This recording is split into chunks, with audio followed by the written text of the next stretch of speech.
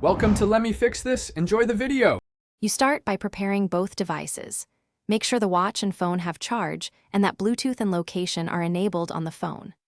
Once done, open the Watch Companion app and sign in if required so the app can manage pairings. This gives the phone permission to find the watch. You should also remove other nearby Bluetooth devices or turn their Bluetooth off briefly to reduce interference, which makes discovery faster and more reliable as you begin the pairing step.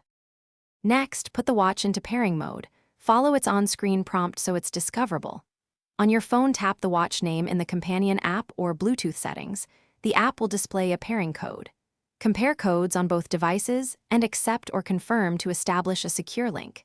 Then, give the Companion app requested permissions like notifications, contacts, and location because they let the watch sync data and show alerts. Once permissions are granted, background syncing will begin. Finally, complete any remaining app setup such as selecting sync preferences, watch face, and notification settings so the watch behaves how you want.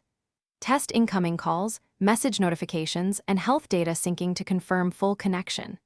If something fails, try the key troubleshooting step. Restart both phone and watch, then retry pairing. This clears temporary Bluetooth or app errors.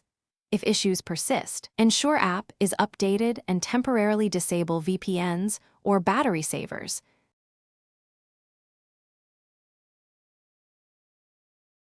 Thanks for watching. If you found this helpful, don't forget to like and subscribe.